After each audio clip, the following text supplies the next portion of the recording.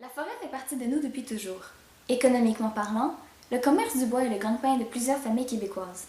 Du point de vue social, la forêt fait partie de notre culture. Les bûcherons, les draveurs, les gens de chantier, tous ont amené légende, musique et un art de vivre unique en son genre. Nous sommes un peuple boréal.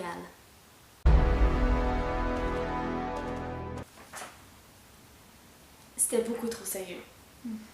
On pourrait parler de notre expérience. Ce serait plus agréable. Ok. Donc, moi c'est Rachel. Moi, c'est Marie-Alice. Et récemment, on est allé au... On pourrait commencer par le début.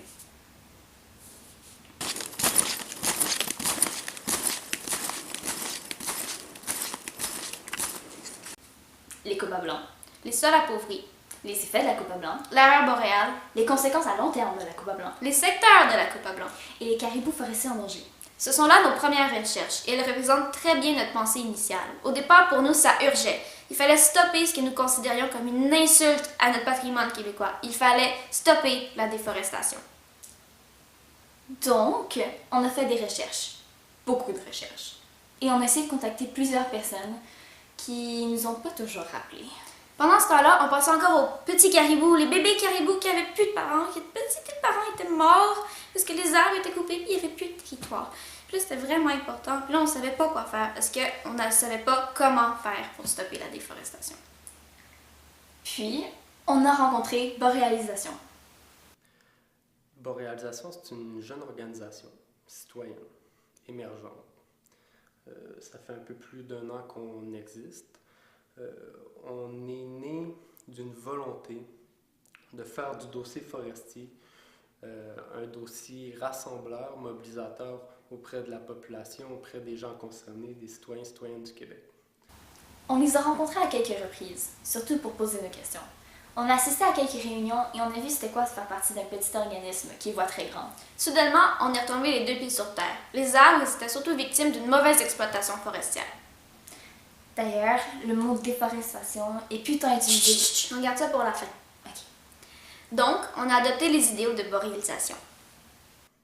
Donc, il y a un enjeu, il y a une urgence, parce que à chaque jour où on ne protège pas cette forêt-là, bien, il y a une exploitation forestière qui a cours dans nos forêts et qui avance de jour en jour, 24 heures sur 24.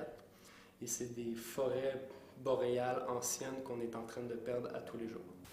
On a ouvert des livres, mais cette fois des livres scientifiques. Il fallait voir tous les côtés de la médaille pour comprendre l'enjeu. C'est ça qui était intéressant, les différentes visions de chacun des intervenants de l'industrie forestière. Donc, on a pris rendez-vous avec le professeur Christian Messier de l'UQAM. Il est à noter que c'est pas si simple que ça de se retrouver sur le campus. Pourquoi il n'y a pas un numéro sur chacune des portes? Ça sauverait beaucoup de temps à beaucoup de personnes. C'est possible de pouvoir récolter des arbres tout en préservant le fonctionnement naturel, écologique des forêts et en préservant la biodiversité. Est-ce qu'on le fait actuellement? Pas tout à fait. Puis je dirais que ça dépend. Il y a des compagnies, il y a des régions qui le font mieux que d'autres.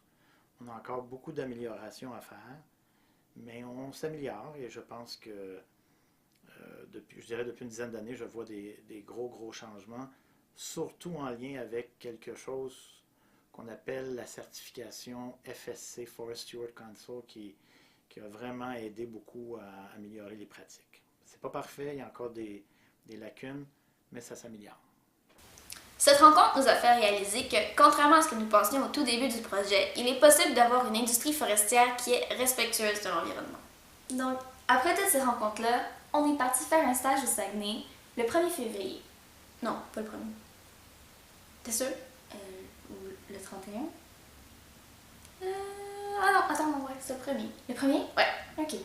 Donc, on est parti durant la première semaine de février faire un stage en foresterie au Saguenay durant une vague de froid. Oui, absolument. Donc, quand on est parti là-bas, on savait plus trop à quoi s'attendre. Est-ce qu'on allait voir des gros bûcherons barbus ou des grosses machines monstrueuses?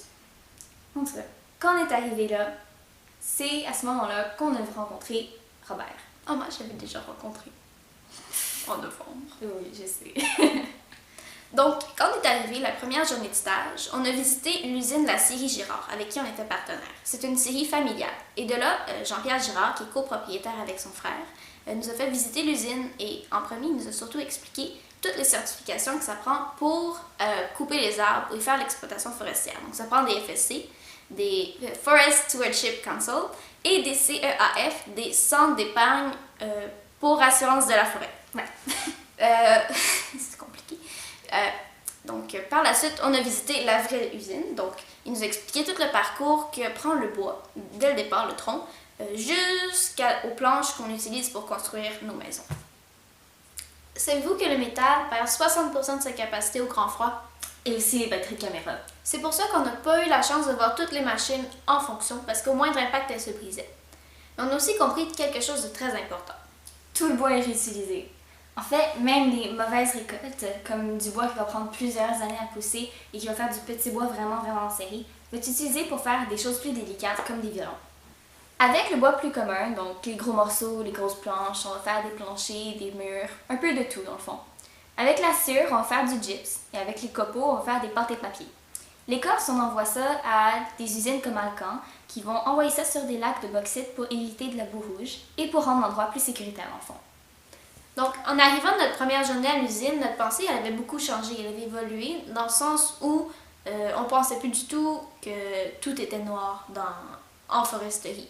Puis, ça a encore plus changé lorsqu'on a rencontré Martial et Sylvain. Martial, c'est le genre de personne qu'on n'interviewe pas. C'est le genre de personne avec qui on va s'asseoir, on va allumer la caméra et se laisser raconter un paquet d'histoires. Sylvain aussi. C'est vraiment avec eux qu'on a appris c'était quoi de vivre de et dans la forêt. C'est parce que c'est vraiment difficile comme métier. L'hiver, on se fait brûler par le froid et l'été, on se fait piquer par des millions et des milliards de moustiques et de mouches noires. Mais c'est vraiment une passion. On a aussi compris ce que c'était couper une forêt, à quel point c'est du travail de la maintenir en santé et à quel point c'est important pour eux. Comme l'a dit Martial, une forêt c'est comme un jardin. Pour avoir un bon rendement, il faut être à l'écoute de ses besoins. On a aussi fait du rubanage, afin de délimiter le terrain. Donc nous, le terrain qu'on a délimité, c'est une bande riveraine, c'est-à-dire qu'on ne peut pas couper des arbres à une distance de 20 mètres d'un cours d'eau. Donc on est allé là avec Martial, on a mis des raquettes, Rachel est tombée beaucoup de fois, mais... Bref, c'était vraiment beau, c'était vraiment magique. Le lendemain, quand on est revenu, il n'y avait plus d'arbres, il n'y avait plus de forêt. Ça, c'était un gros choc pour nous parce que c'était tellement beau, c'était tellement magique, c'était comme impressionnant. Il y avait des fantômes, des formes dans les arbres avec la neige qui recouvrait les arbres. Ça faisait des fantômes. Puis, bref, c'était parti. Puis, pour nous, ça nous a fait manquer. C'était vraiment étrange. En fait, en général, c'était assez difficile pour nous de voir les gros trous blancs sur la montagne ou tous les arbres qui étaient cassés ou coupés.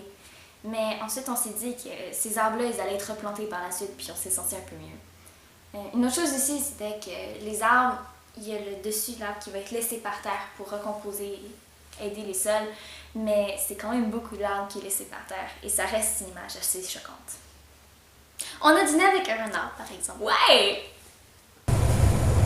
Vous avez tout mangé votre là, vous n'avez pas gardé, vous autres? Moi, il me reste la viande. Oui. Il reste du jambon, puis on a des clémentines. Les animaux, surtout les renards, sont rendus habitués à la présence des humains, mais avec le ratissant du territoire, c'est rendu plus difficile pour eux, et le problème est loin d'être réglé. Mais c'est une bonne chose pour certains animaux, comme l'orignal, qui lui va suivre les couples afin de trouver les bébés arbres et les pousses, parce que c'est ça qu'ils mangent. Au début, on était censé faire un documentaire qui mettait face à face les deux réalités du milieu, les exploitants forestiers et les écologistes. Ensuite, on s'est rendu compte qu'il n'y avait pas tant de différence entre les deux. Les deux parties ont autant à cœur la forêt et tout ce qui l'entoure. On a aussi réalisé que plusieurs citadins, comme nous au début du projet, se méprennent au sujet des forêts. Oui, elles sont encore en zone rouge, on pense par rapport aux épidémies d'insectes qui ravagent nos forêts, et aussi que ça va prendre beaucoup de temps avant d'avoir une industrie forestière complètement verte. Mais tout n'est pas complètement perdu non plus. C'est plus comme il y a 10 ans. Les coupes à blanc, ça n'existe plus. Les industries sont conscientes que pour continuer à exploiter la forêt, il faut en prendre soin.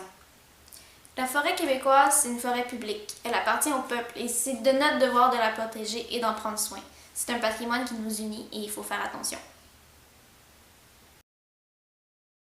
Oui, souvent quand je fais des présentations dans les écoles ou dans le grand public, pour essayer de sensibiliser les gens à aimer les arbres et même, je dirais, à respecter l'arbre, je leur rappelle que, selon les connaissances actuelles, nous sommes humains aujourd'hui avec un cerveau, avec la musique, avec des livres extraordinaires.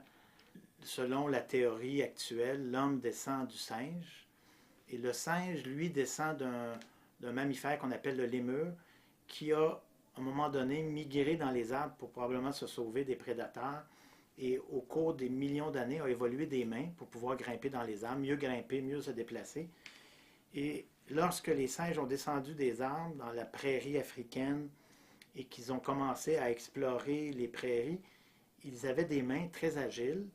Et avec ça, ils ont créé des outils, ils ont créé le feu, ils ont commencé à construire des choses. Et en même temps qu'ils construisaient des choses, le cerveau s'est développé. Il y a plusieurs écrits là-dessus par des neurobiologistes. Et donc, c'est le fait d'avoir des mains qui a permis de développer le cerveau humain et d'avoir la capacité de penser aujourd'hui. Et qui a créé les mains? Bien, c'est l'arbre. Et d'ailleurs, quand je fais cette présentation-là, au début, je montre un magnifique arbre avec des branches très basses. Et je demande aux gens, quand vous voyez un arbre comme ça, qu'avez-vous le goût de faire? Et la grande majorité me disent de grimper dans l'arbre. C'est un réflexe naturel, ça vient du singe. On a des mains et quand on voit un arbre, on veut grimper dans l'arbre. Donc, rappelez-vous de ça la prochaine fois que vous passez près d'un arbre. Sans arbre sur la terre, il n'y aurait pas d'humain.